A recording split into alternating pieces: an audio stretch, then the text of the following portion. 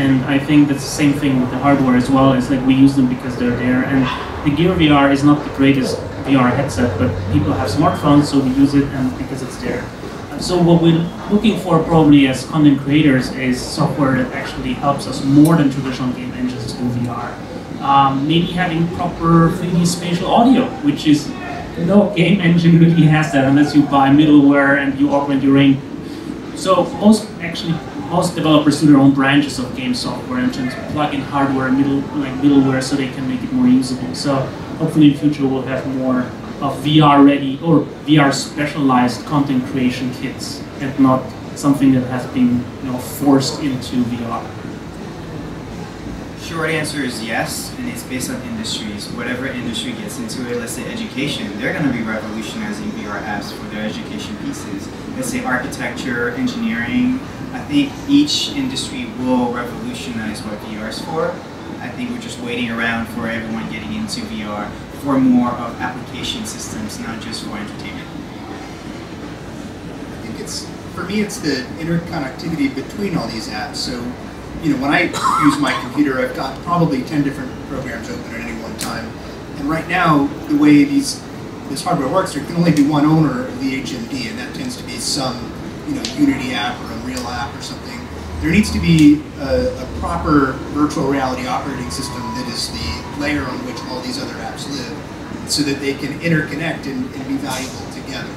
So, for instance, in the company I work for, Develop, we're creating like a VR shell for Windows that allows existing programs.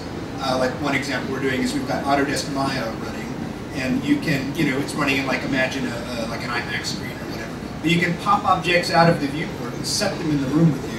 And while I'm continuing to work on that object in Maya, the object in the room next to me is updating live.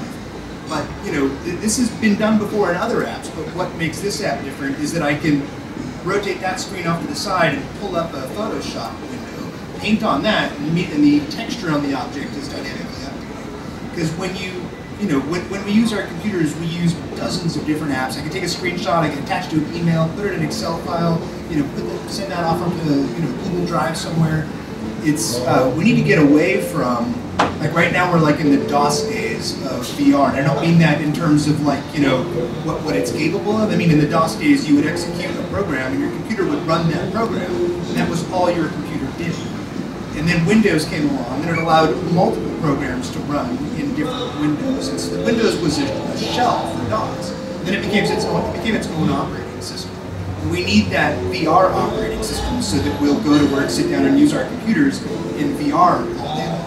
You might sort of flippantly say that we don't want to use our computers in VR all day long, and you don't probably right now. But they're going to get better, and the headsets are going to get higher resolution. They're going to become light field displays. They're going to get lightweight. They're going to graphics cards are going to get more powerful, and eventually immersive computing is how we're going to use our computers. And this will be most likely a lightweight, small form factor set of AR glasses. And we'll walk around doing AR most of our day, and sometimes VR will be more appropriate. So we'll reach up and hit a button, and the screen will black out, and we'll be in VR. But it's kind of like the singularity. We're going to become information on demand before we even know it, based on a computer's understanding of who we are, what kind of things we like, and as we're walking down the road, it's going to have preloaded all this information for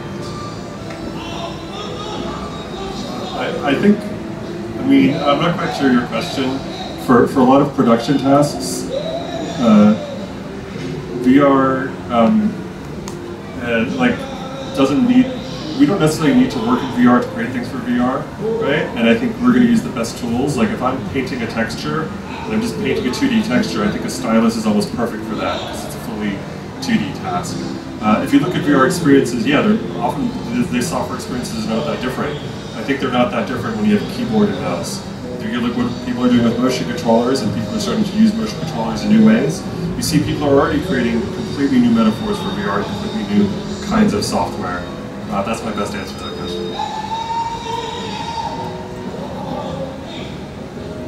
I definitely like to riff off of the motion controllers. And as we start moving away from what we're doing as motion controllers now to something like hand controllers, where we're actually doing hand tracking with computers and things like that.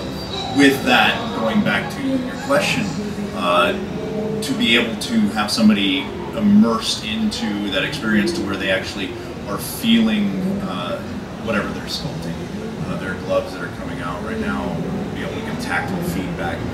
What we really need to do is look at the technology we have today and go, cool, it's awesome, I love what we got, let's continue moving forward. Let's not just sit here and revel in our experience in the sensationalism in any of these other things, and let's not just pat ourselves on the back and say, hey, good job. Let's continue moving forward and continue to immerse people into this really cool new-ish technology, new take on technology, and that's like, just can't stop. Keep moving.